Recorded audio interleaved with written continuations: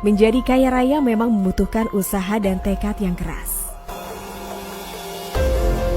Namun sob, ada pula orang yang memilih jalur instan dengan cara mengambil pesugihan untuk cepat kaya.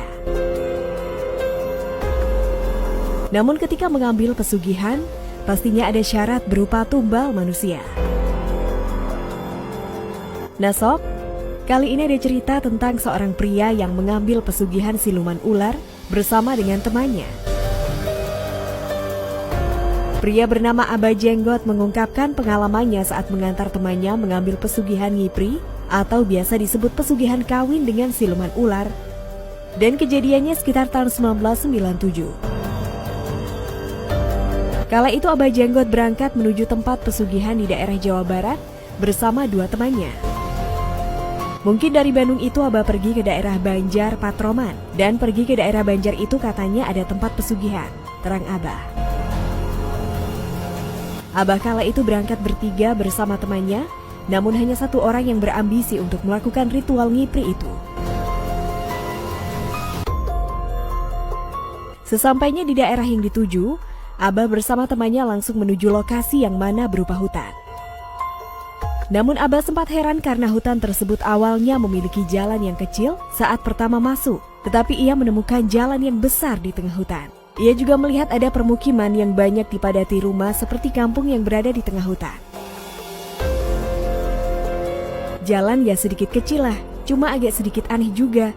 Dari pertama masuk jalan kecil sekali, kok dalamnya jalan besar sekali. Banyak rumah, gedung istilahnya kampung ya, terangnya. Setelah sampai di kampung tengah hutan tersebut, Abah bersama teman-temannya itu pun mampir ke sebuah warung. Di warung tersebut tiba-tiba Abah dan para temannya dihampiri oleh sosok perempuan cantik.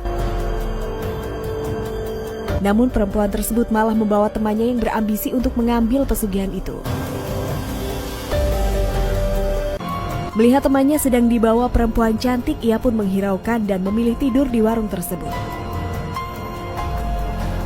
Namun betapa terkejutnya Abah dan satu temannya, karena setelah dirinya bangun dan bergegas pergi dari warung tersebut, warung itu pun menghilang dan ia hanya melihat pohon besar. Abah pun mencoba melanjutkan perjalanannya pergi ke tempat kuncen di daerah yang digunakan untuk mengambil pesugihan itu. Setelah sampai di lokasi kuncen tersebut, Abah pun terkejut saat mendengar cerita kuncen itu, bahwa salah satu temannya sudah ada yang menjalankan ritual bersama perempuan yang membawanya. Abah bersama temannya yang tidak berniat mengambil pesugihan itu pun mencoba menjalankan ritual yang disuruh kuncen.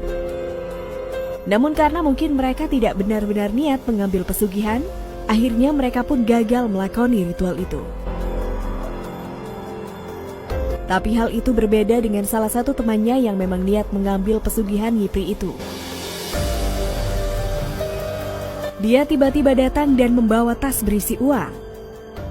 Setelah mereka pulang lagi ke Bandung, salah satu temannya yang berhasil mengambil pesugihan itu pun menjadi kaya mendadak.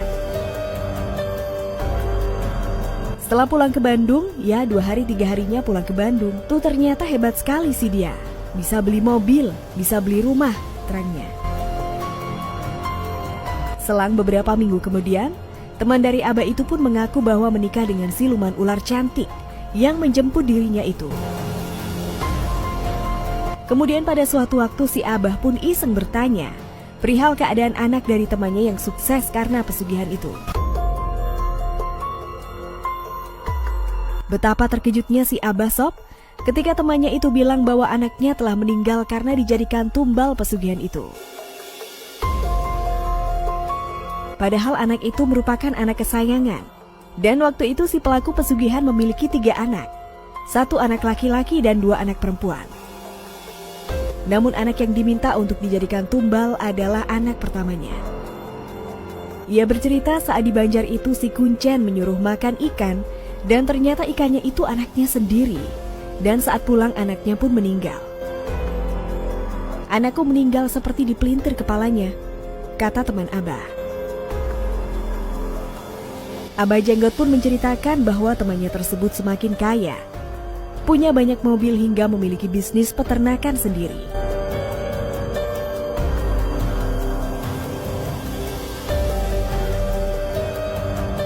Selain itu sob, ada dampak yang kerap dialami seseorang pelaku pesugihan. Hal itu disampaikan Ustadz Adi Hidayat dalam beberapa video dakwahnya.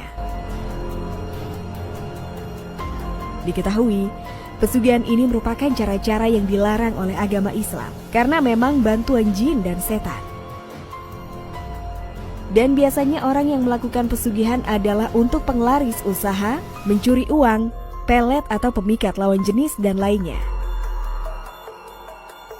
Ustadz Adi Hidayat memberikan gambaran dampak mengerikan yang terjadi jika seseorang melakukan pesugihan. Hal ini karena dalam praktek pesugihan itu sama artinya melakukan perjanjian dengan jin atau setan. Seseorang yang melakukan pesugihan biasanya sangat sulit keluar karena jin setan akan terus mengejar. Dan seseorang yang melakukan perjanjian dengan jin yang akan susah bukan hanya dirinya, tetapi juga keluarganya, terutama anak dan istri. Padahal menurut dia, Allah Subhanahu wa Ta'ala telah memberi jaminan bagi orang untuk sukses, yaitu menjalankan sholat tahajud dan mau bekerja. Bahkan melalui sholat tahajud, Allah Subhanahu wa Ta'ala akan melindungi seseorang dari ancaman jahat orang lain.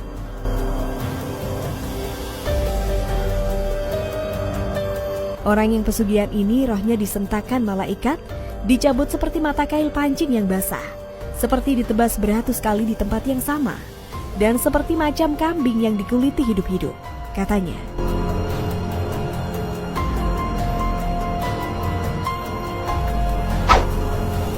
Nah sobat asik, mau percaya atau tidak dengan kisah pesugihan tersebut, semuanya dikembalikan pada pribadi masing-masing. Dan pengalaman setiap orang terhadap mitos atau kesan mistis akan berbeda-beda. Tidak semua orang bisa merasakan hal yang sama. Bagaimana kalau menurut pendapat kalian? Jangan lupa untuk tuliskan komentar kalian di bawah ini ya.